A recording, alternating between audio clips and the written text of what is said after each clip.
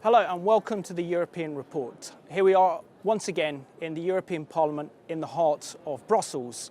And in today's programme we're going to be discussing the rise of Islamic extremism and the impact that is having on vulnerable Christian and other minority communities in the Middle East. And in today's programme I'm joined by Thomas Sandell, founder and director of the European Coalition for Israel. And it's a great pleasure to have Nerj Deva, Conservative MEP for the south of England, and also Reverend Majid Al-Safi, who's a human rights advocate and founder of One Free World International. So gentlemen, welcome to the European Report. Nerj, can I ask you, firstly, it's a pleasure to have you on the programme. I'm in your constituency, so it's great to have a local MEP on the programme today. Can you share something about your impressive background in politics? How did you get involved in politics and why international development and human rights is so important to you? Well, most of life is about an accident. So my involvement in politics was about through an accident. I was at university. I had become president of the Students' Union, but I hadn't got any British political view at that time. But the chairman of the Conservative Association in my university was a friend of mine, and he invited me to listen to somebody called Willie Whitelaw. Oh, yeah. So I went to listen to somebody called Willie Whitelaw, and Willie Whitelaw made a speech, and afterwards we went for sherry, and Willie Whitelaw asked all of us what did we think of his speech, and everybody said wonderful, and I said rubbish. So that changed my life. And he said, why do you think my speech was rubbish? I said, well, you spent the whole 2 hours complaining about the fact that people want to come to Britain. Surely you've given them independence and they will still want to come to Britain. There's something rather good about Britain and its institutions and its sense of justice and opportunity and fairness and freedom. Why don't you talk about those things? And he looked at me and he said, come and see me in London. So I went to see him in London and he said, you're perfectly right. I was thinking about this. Will you help me to write my speeches? And I said, well, I'm not a conservative, or I'm not anything. I'm going back to Sri Lanka. He said, no, you're not. You're staying here and you're going to get into politics. That's what happened. Amazing, amazing. And where does your passion come for international development and human rights? Well, when I was in the House of Commons, Prime Minister Major sent me to the Scottish office. Interesting. Especially now. And then the whips put me on the Ombudsman's Committee and all sorts of things. But really my heart was in international development. And I used to sneak out to the House of Lords, where Linda Chalker was the Minister for International Development, and share things with her. So when I got here, after being thrashed by Tony Blair in 97, and got elected here for 1999, I decided that I told the whips that I want to go into do international development work, and I've enjoyed it very much. Excellent. Well, it's a great pleasure to have you on the programme. Thomas, you've been doing some extraordinary work, particularly with the Scandinavian countries, in terms of trying to persuade those nations not to support a unilateral Palestinian state. So can you explain the reasons why you're doing this and why this issue is so important? Well, obviously, we've said all along that any solution in the Middle East will have to be a negotiated solution. And any act of unilateralism, being on either side, will only be counterproductive. And especially such an important thing as the creation of a new state, of a Palestinian state, will have to be the result of direct negotiations. And looking at the situation now and seeing, to be quite blunt, what a mess it is in the region, but including in the Palestinian territories with two fractions that cannot come along. And under these circumstances, to acknowledge the existence of a Palestinian state, we believe is very counterproductive. And Sweden, sadly, with the new minority government, wanted to be the first government in the European Union to recognize this state. We knew this was coming for a number of reasons. One is that in the new government there are some very well-known anti-Israeli activists, there are Islamists. But what we wanted to do was to make sure that the other Nordic countries would not follow. Because from the Swedish side it was very clear they didn't want to do this isolated, but they wanted to do it as a Nordic bloc. And that would have been, we believe, a game changer if Norway and Denmark and Finland would have followed Sweden.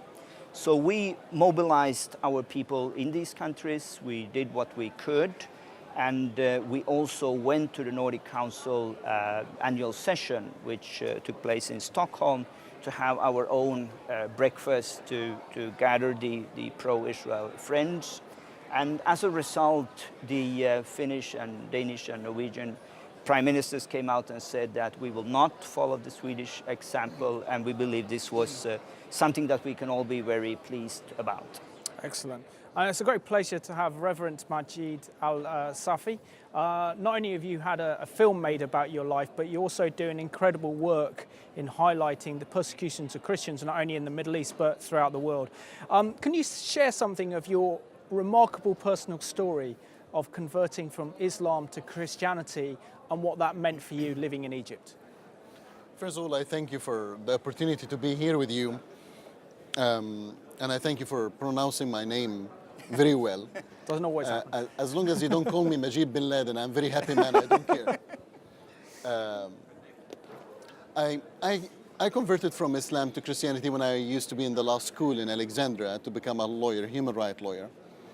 And basically, through the journey, I converted when I was 18 years old. I built a human rights organization in Egypt, underground human rights organization in Egypt.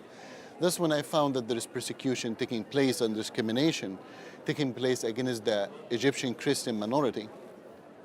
And when we tried to get equal rights to the all minorities and in Egypt, that's when I was arrested by the Egyptian authority. I was put in the Egyptian prison and I was tortured for 7 days. And I was sentenced to the death penalty to stand against the state in Egypt.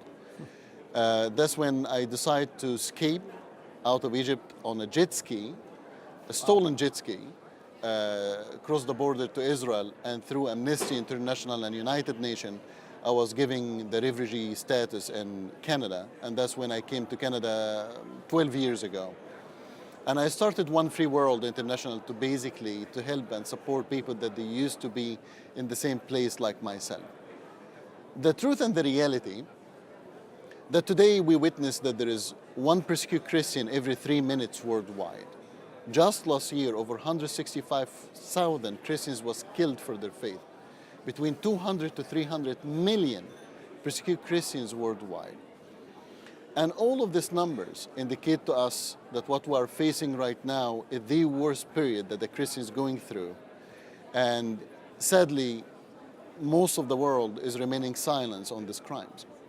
So, Thomas, we have to mention a little bit on the programme. It's getting aired shortly, but today's news has been the terror attack at the synagogue in Jerusalem, in which over 4 worshippers were killed and another 8 were critically injured. 2 Arab residents of Jerusalem, maybe part of a Hamas cell or part of another Palestinian terrorist group, went in and attacked these worshippers, Jewish worshippers at a synagogue. What's your take on really what's happening now in Jerusalem with the rise of violence and tension that we're seeing?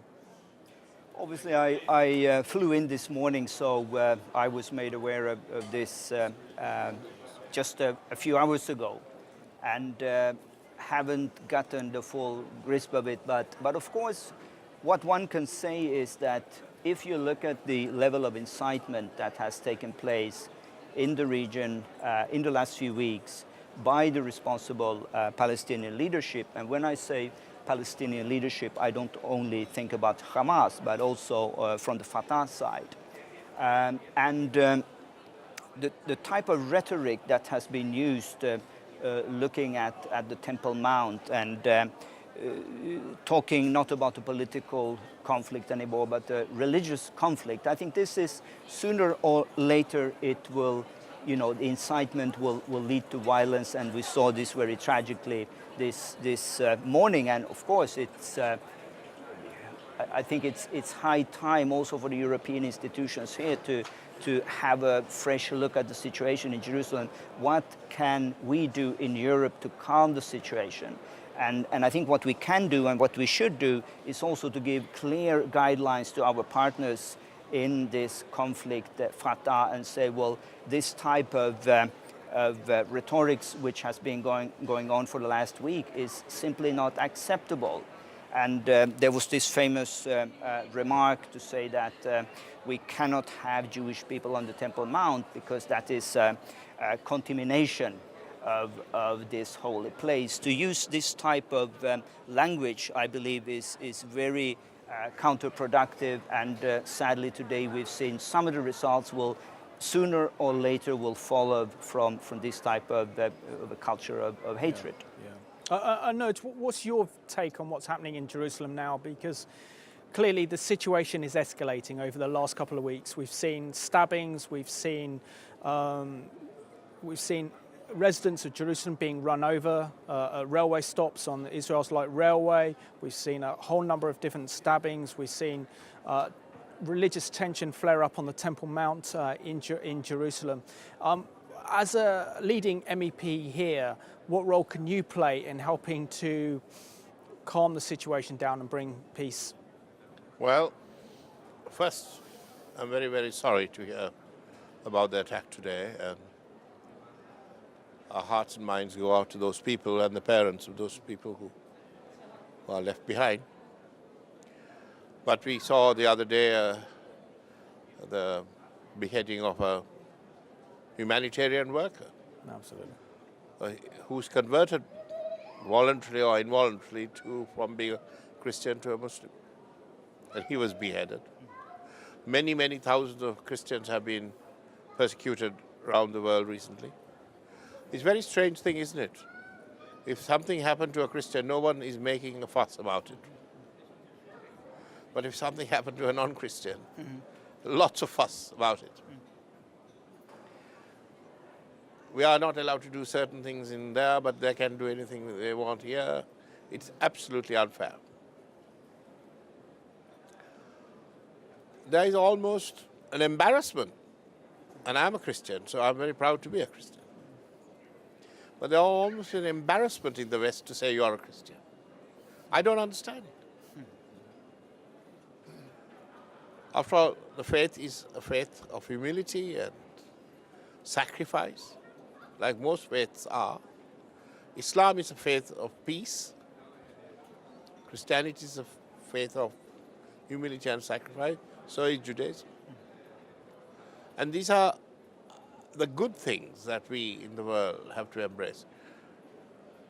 What is happening with ISIL is incredibly dangerous. Absolutely. I don't believe and I don't see them as another bunch of maniacs running around, bombing people or killing people. I see them as a fundamental threat to the international order because they don't believe in the Treaty of Westphalia. They don't believe in the nation state. They don't accept the sovereignty of the nation state, i.e. they don't accept the United Nations. They don't believe in international treaties. So the whole of what we have constructed over the several hundred years and after the war, after Bretton Woods, all these institutions are outside ISIL's purview. They don't recognize any of those things because they recognize this amorphous, borderless entity, what they call Islamic Caliphate. And it can stretch anywhere. So we are confronted now with not only a group of people who are highly efficient at using social media and manipulating the media to shock and horrify us, and therefore to bring terror into our living rooms, but also a group of people whose view of the world is totally different. Now, I sometimes wonder whether the oxygen for terrorism is publicity. I think you're right.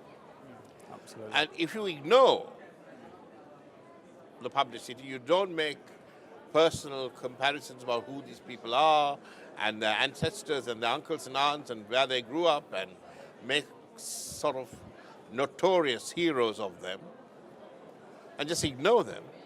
That's what Margaret Thatcher did in the 80s with the IRA. I was there in Brighton when the IRA bombed me and Margaret and a lot of the Tory party. The next morning we went and carried on as business as usual. And she made her speech, and I was wondering whether they were going to mention what happened last night. And she had a little passing reference to it.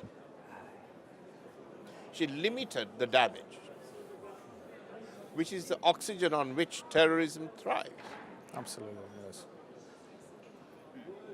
And I think we need to learn that lesson, not to give them the oxygen that they want, not to show these beheading videos. If the moment ISI starts going to behead a video, we just shut it off. Then what are they going to do? What's the point to killing this guy? But you know, we are not very clever. We're almost instinctive in the way we react. And that actually annoys me now. Yeah, they make a very good point. And Majid, what's your viewpoint on this current rise in tension, particularly that we're seeing in Jerusalem over the last couple of weeks? Why do you believe we're seeing this escalation and almost confrontation over the control of not only Jerusalem, but the Temple Mount? Well, first of all, I would say I'm sorry to hear about the Jewish victims, and definitely we are praying, and I'm really saying this not to be politically correct, I really mean it. I pray for the peace of Jerusalem, I pray for the Jewish people, and I pray for the Palestinian people as well. My background is Egyptian, so I'm a man that was born in Egypt, I'm a man that born in the Middle East. I'm aware of the conflict, and you can turn right and left. You can try to do any peace agreements that you like. In the end of the day, sorry for not being politically correct, but in the end of the day, Islam will not allow the essence of the religion itself and the teaching of the religion itself will not allow a peaceful consultation with the Jewish community. It's as simple as that. I studied the Quran very well, I studied Islam very well, and I understand that the principles that we can see right now, the attacks that are happening right now, this is not new attacks. This is something that was happening over and over in a way or another. But it's interesting to me that here we are talking about ISIS per se. All the international communities are against ISIS. All of them know that they are barbarians. All of us attacking ISIS and the principle that and as we're talking right now, nobody wants to mention that ISIS and Hamas have the same exactly ideology. It's the same exact, the difference between ISIS and Hamas is focus. That's the only difference between ISIS and Hamas, focus. ISIS want to control the world, take over the world, and Hamas want to destroy Israel. It's as simple as that, but it's the same ideology. Both of them came from the same school, which was the Muslim Brotherhood in Egypt school. And yet, when the West have a hostage being beheaded, Americans or British get beheaded in front of the TV, we react, we send our airstrikes, we stand swiftly and strongly, and yet when Hamas kidnapped 3 Jewish boys and killed them, the whole world does not do anything to stop it. So what we're expecting that the Palestinians that are doing this, now remember something very important, that the attack came from Arab Israelis, not just Palestinians, Arab Israelis. They are Arabs that lives within Israel. They have the Israeli passport, they have the Israeli citizenship and the Israeli nationality. They are not came from Gaza or West Bank. What's really make them incumbent between the Palestinians in Rafah or in West Bank or the Palestinians in Gaza is their beliefs and their violent beliefs. Now, here is what I will stand on, and here is how I will end my statement. The biggest dilemma that facing Islam as a faith and a belief today is not the rising of the extremists, but is the silence of the moderate Muslims. If you are telling me that this extremist hijacked your religion, why did you remain silent about it? Why you didn't do something to stand against them? Why you didn't say, I will not allow you to kill Jews or Christians or Baha'i or Hindu or Sikh or whoever you are? And if you think that this extremist will only focus on killing on the minority, I need you to think again. Because the minute that they are done from the Christians and the Jews and the Baha'is and the Ahmadis and the Yazidis and so on and so forth, they will turn against against their own people. And we saw this happening between even Gaza and Hamas. Hamas and Fatah, sorry. It's happening right now. Absolutely. And that's the end of my statement. Nurj, you're the president of the International Committee here in the European Parliament on Human Dignity, and also you're chairman of the Afghan group, and you helped draft the Afghan national constitution as for the Reconciliation Party of Afghanistan. What is your response to what we're seeing right across the Islamic world and this sharp rise of Islamic extremism that is targeting Christians throughout the Middle East to such an extent that it's believed that within the next 10 years the Christian population could be wiped out across the region? The rise, and my friend here was very correct in identifying where this all started. We have this fond, absurd belief that all this started after the World Trade Center got blown up by Al-Qaeda. Absolute nonsense. It started in 1928. Yes.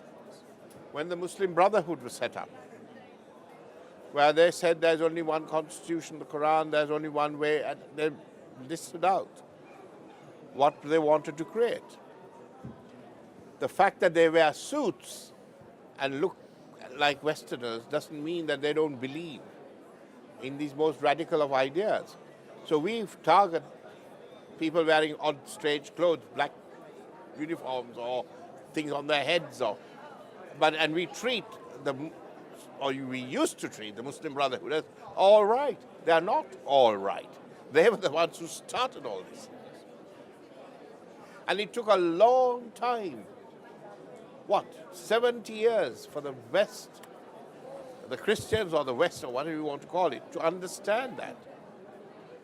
And even now we are iffy and huffing about what to do with them. Because why? They go to Oxford, they speak with a public school accent, they wear suits. Okay, they must work. No, there's something else in their heads. We go from there to asking ourselves, and something quite extraordinary happened in Tunisia recently, and no one's focused on that. The Muslim Brotherhood Party got thrown out. Interesting. By the Liberal Party in Tunisia. We need to build on those successes. Absolutely.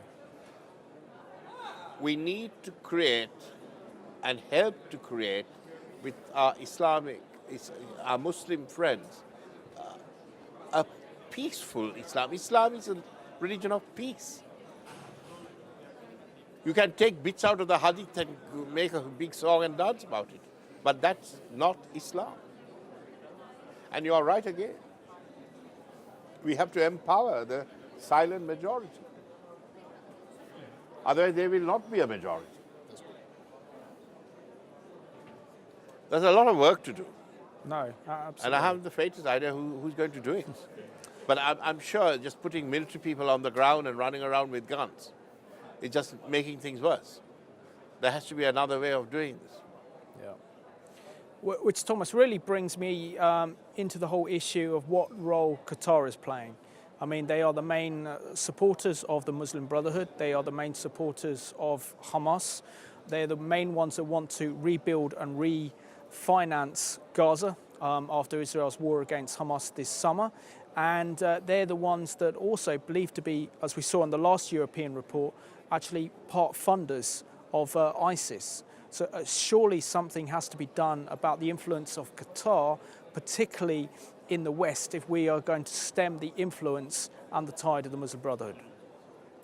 Well, the Middle East is, of course, a very, very complex region, and I'm not claiming to be the best expert, but there are a few remarks that one can make, which I do repeatedly on this talk show, and that is that I think the European Union and its institutions need to be clear and articulate in stating who their friends are, which nation, which state in the Middle East is sharing our values, our principles, which nation is sharing our security interest as well in the region. And it shouldn't be so that all these other states are getting a free card, whereas Israel is the state that be bullied over and over again. And we know for the moment there are new actions on the shelves that to be used against Israel at any moment, where the European Union feels that they are not going in the right direction. And I think this is a very principled statement that we need to make. When it comes to Qatar, again, I think it relates to the whole international community. When we looked at the situation in Gaza and the activities of the US Foreign Secretary Kerry, it was interesting that he would go and want to speak about peace with Qatar and did not even involve Fatah at that time. So it's an interesting way of picking your partners in that region, which I think sometimes doesn't really promote peace in the region. And we should be tougher. There shouldn't be one set of principles that applies only for Israel and then another set of principles that applies for our Arab partners in the region. And I think there the European Parliament and other institutions should be consistent in this approach. Majid, I want to bring you on board on this one, primarily because you know from first-hand experience what it's like to be persecuted as a Christian. Can you give us some insight what it's like for the vulnerable Christian communities, not only in Egypt, but also in Iraq, suffering at the hands of ISIS and throughout the Middle East right now? I just came back from Iraq maybe a month and a half ago, and we went to see the Christian refugees camps and the Yazidis refugee camps and Yazidis, Mandians, Kakians, Shabak, like different minorities there. And I can tell you the suffer and the agony is beyond anybody belief. We need to remember that freedom without peace is agony, and peace without freedom is a slavery. What we saw there is not less than a genocide, or at least the beginning of a genocide. We witnessed a Christian girl, I think she was 8 or 9 years old, by the name Rahma, that she witnessed her both parents killed in front of her. We witnessed a Yazidi woman that was in a Sinjar mountain when ISIS attacked, and her child, she couldn't feed her child. There is no food or water, and she had her breast was dry. She couldn't feed him. She had to cut her finger to feed him her own blood. These people is heroes. And I have the honor to meet with them and sit down with them. Let me put it this way. I prefer to sit down with these people on the ground and hold their hands that I prefer to be here right now. Sorry, with my old respect, please don't take it in a wrong way.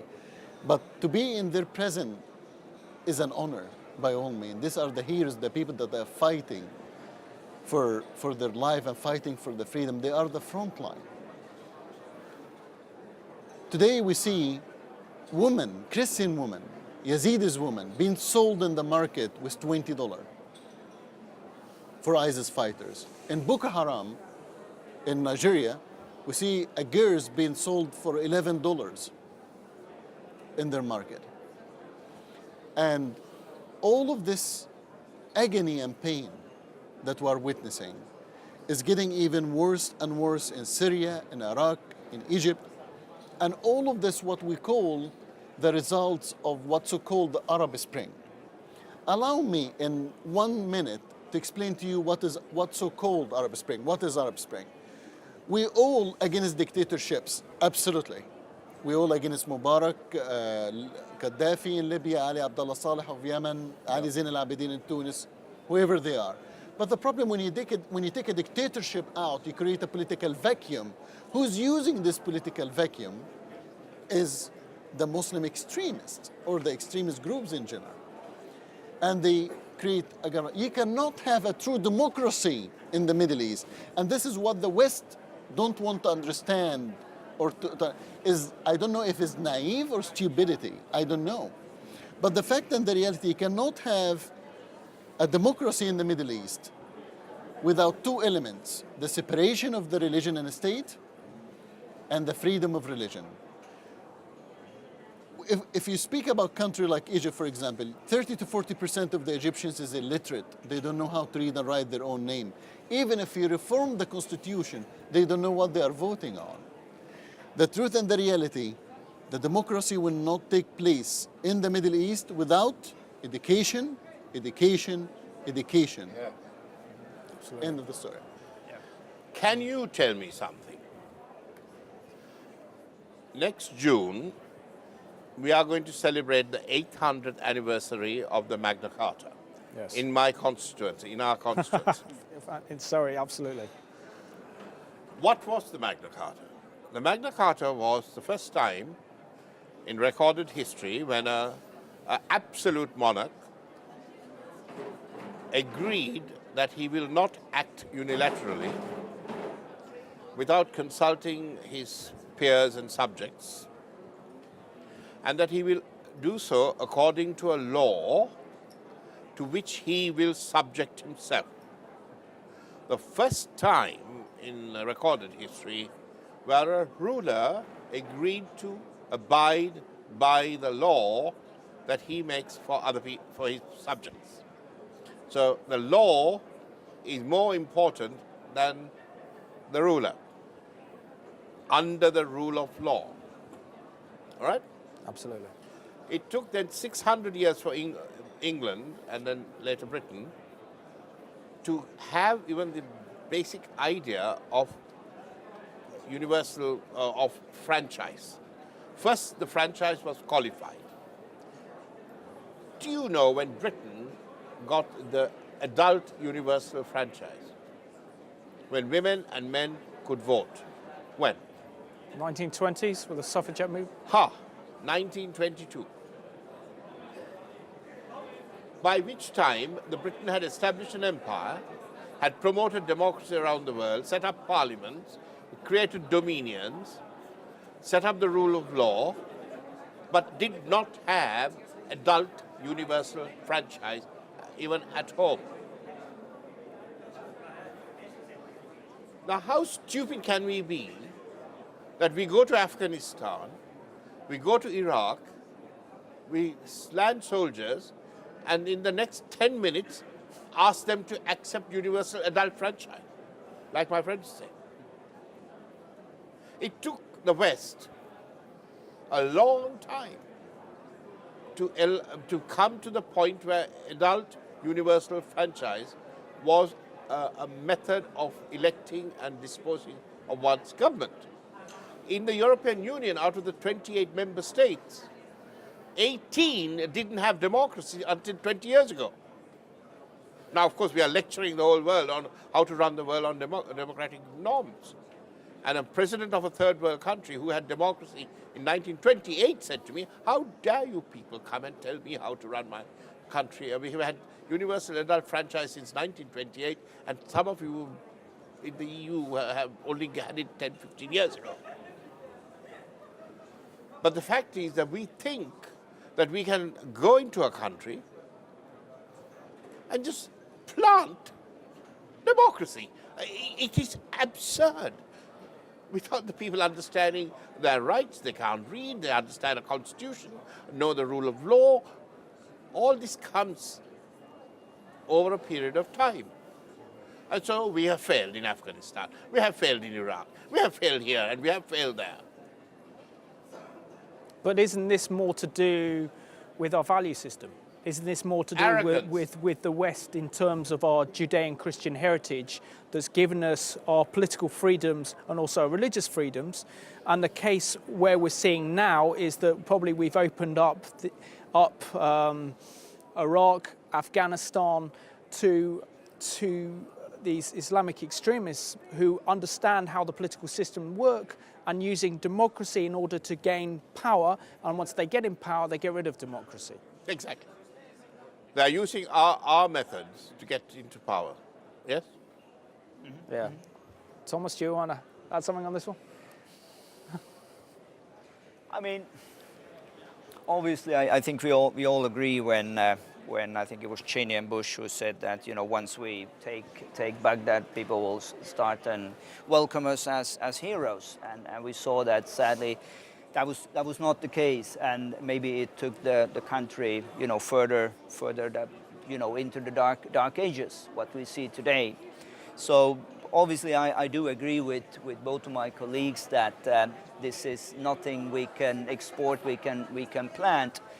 Still, I think the question remains is that what are the minimum requirements that we should have as part of an international community? Because, as you mentioned, the Peace of Westphalia, we live in an international community.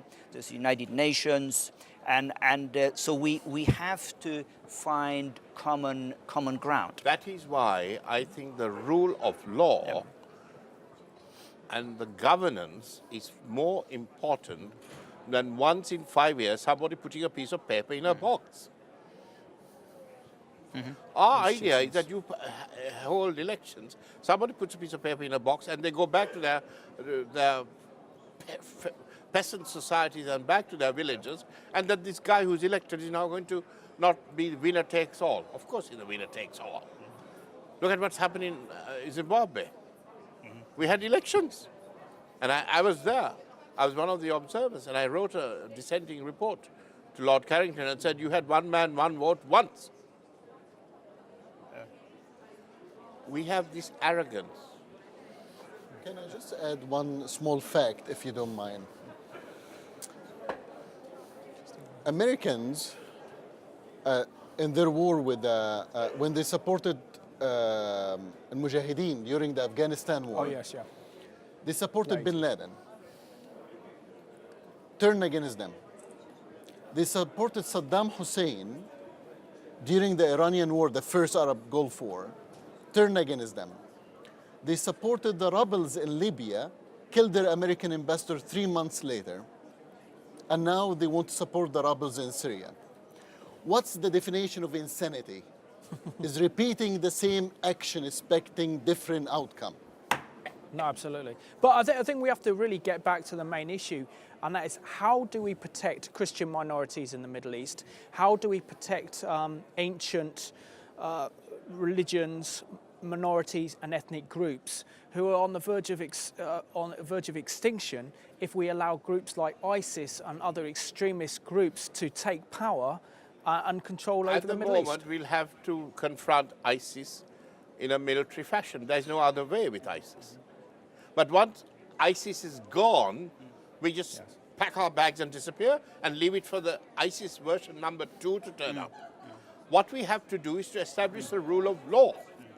What we need to send are judges, lawyers, people who will establish a fair legal system and who will be fair to the population.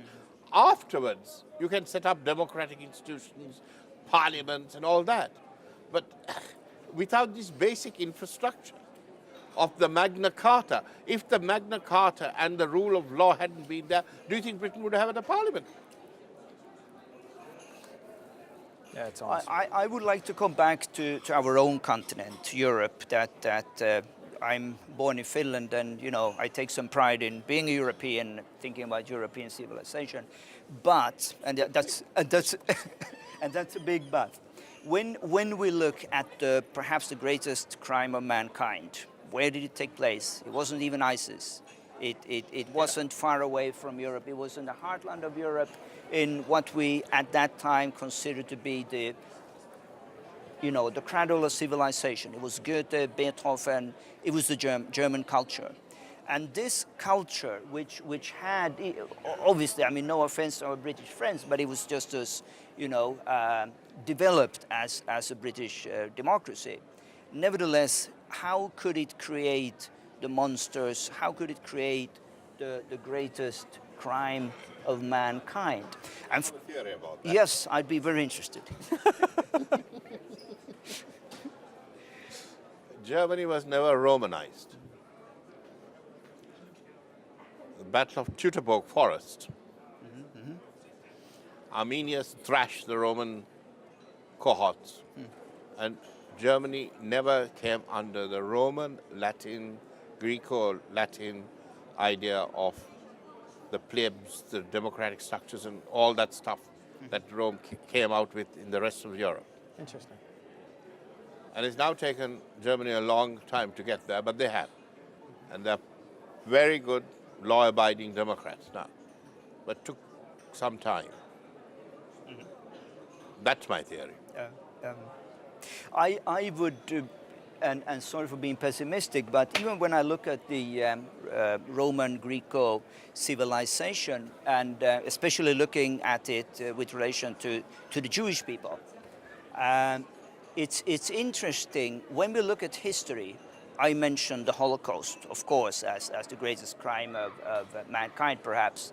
But what we fail to remember is what happened 2,000 years ago in Jerusalem, and who were the perpetrators at that time, and the Romans. And if you go back one generation, you find the Greeks. And when you look at the proportions of what happened,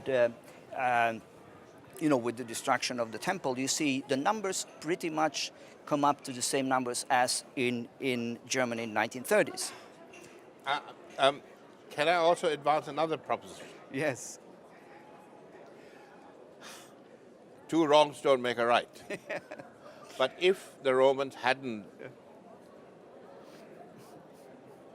destroyed the temple and dispersed the Jewish people, the Jewish people brought with them the most fantastic ideas. And if you look at the Nobel Prize list, there are more Jews who have got more Nobel Prizes than any other group of people in the world. There's tiny number of people, but they have won every single thing. At every key position in world history, there is a Jewish mind working on something, right? So they all got dispersed. Sure. Now, supposing it hadn't happened and they stayed in Jerusalem, what would have happened when Genghis Khan came? Okay. That's what happened to Islam. The great, flourishing, peaceful, scientific, beautiful Islamic civilization which brought medicine, astronomy, art, literature, culture, got smashed by the Mongols, where the caliph was rolled into a carpet and trampled upon. And Islam never came back. Never came back. That didn't happen to the Jews. Wow, that's right. Agree. Yeah. What was your question again? I'm joking. No, it's a good one. No, you've been out to Iraq recently, Majaj, just about a month ago. We see a situation where these communities have faced ethnic cleansing, and the situation is getting worse. Winter's coming. Many of them need clothing and shelter. In your opinion, is the international community doing enough to support these vulnerable Christian communities in northern Iraq and Turkey? And if not, what can they do? I don't think that the international community is doing enough to help them on the ground. I think mostly the international community right now, the most that they are focused on is how to defeat ISIS militarily. And I believe that the airstrikes that we're seeing right now is important to protect the minority and to push ISIS back. However, airstrikes will not defeat ISIS. And let me even go further, bullets will not kill ideology. No, absolutely. If we want really to help these people in a humanitarian level, first of all, we have to make sure that they will have a place to stay in. Now, the winter is very cold, the tent will not hold. But also, the medication is something that they are missing right now. One of our main mistakes that we keep doing, that we keep giving the Kurdish government, to the Iraqi government without accountability. I can assure you that most of our aid is not reaching the people that they need it and they deserve it. I can assure you. When we are giving aid, we have to have accountability. We have our embassies on the ground. We need to make sure that this money that we are giving is going to the people, and we have to witness that. We don't have this accountability system, Yeah. and this is one of our main problems. Yeah. Now, your whole field is international development aid. How can the West ensure that aid given to vulnerable Christian communities gets where it needs to get and no corruption's involved? And this is the main problem. Correct that. My whole life is Well- now devoted to international development, not aid, because I don't believe aid alone is going to do the trick. That's correct.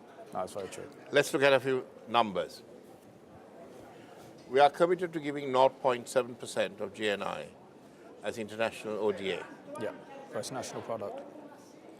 The EU budget is 120 billion euro. And that represents 1.05% of EU GNI.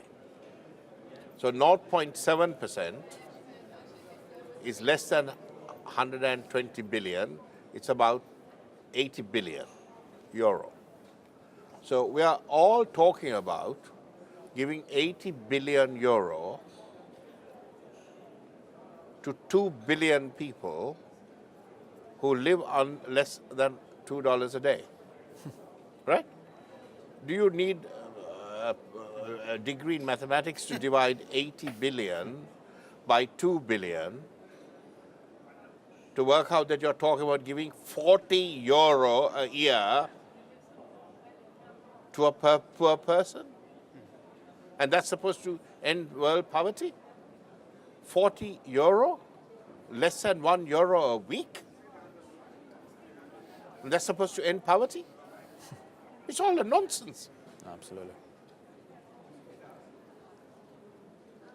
We can give a bit of money to specific issues, but when you look at the level of the 3 million refugees in Syria, or outside Syria, the hundreds of millions of children who are starving, aid is not going to do it.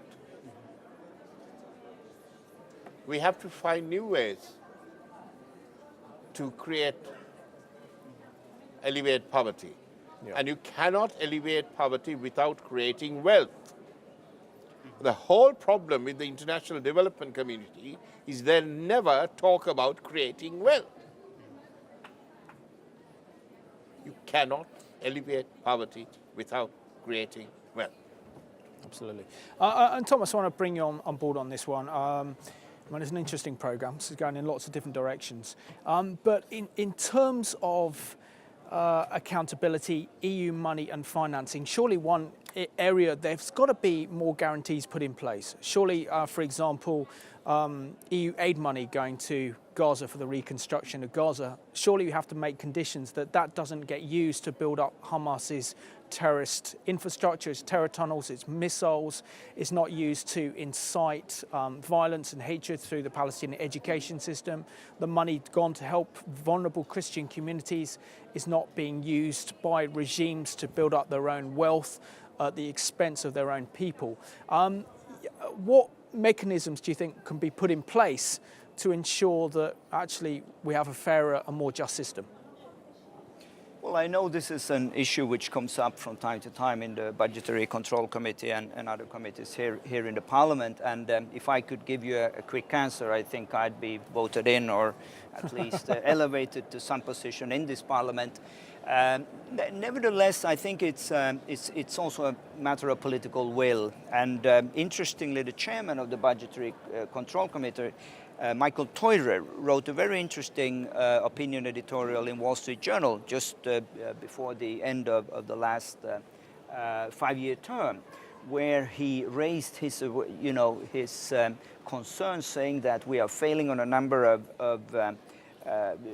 of issues when it comes to the aid which is going to the Palestinian territories, and obviously everything is not being done to secure that the money is properly accounted for.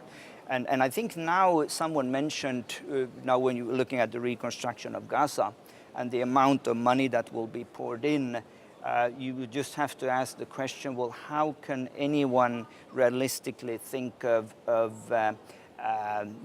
making that money accountable in a proper way? And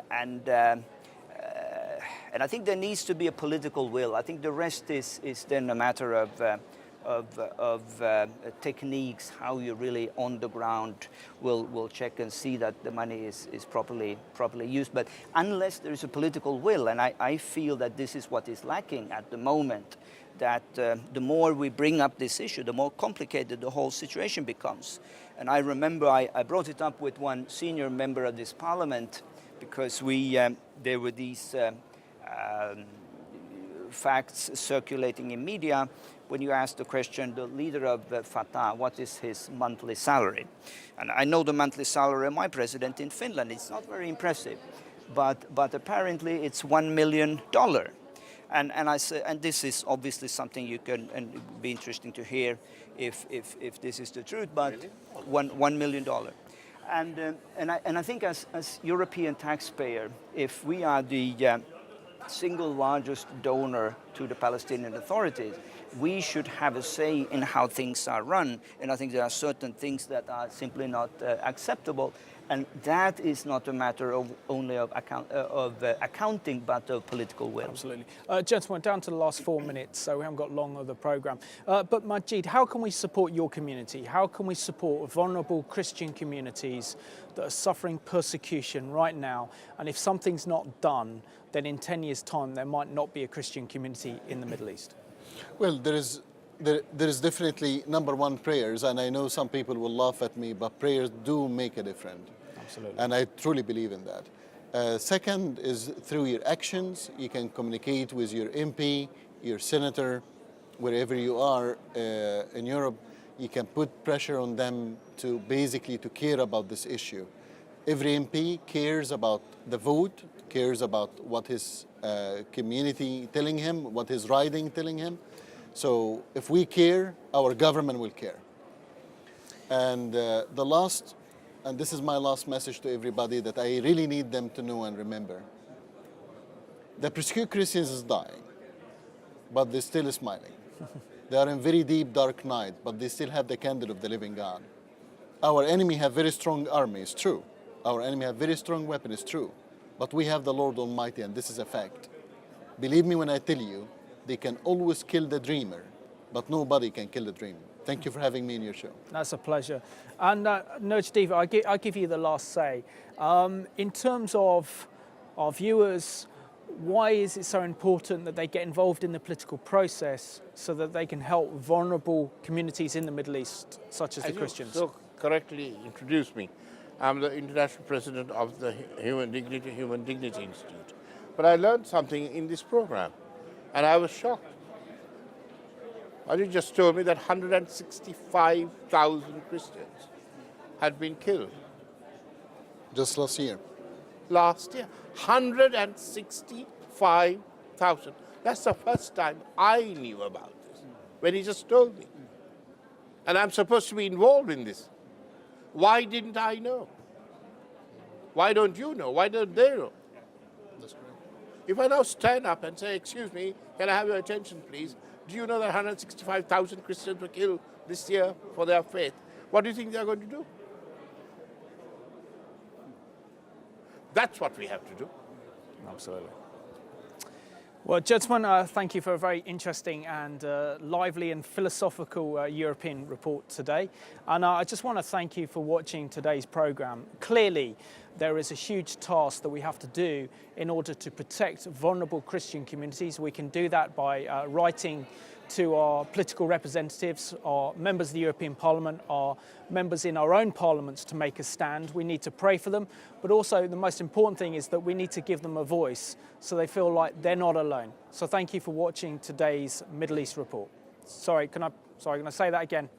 Yeah. Just got the wrong program. Okay, thank you. I want to thank you for watching today's European report here in the European Parliament.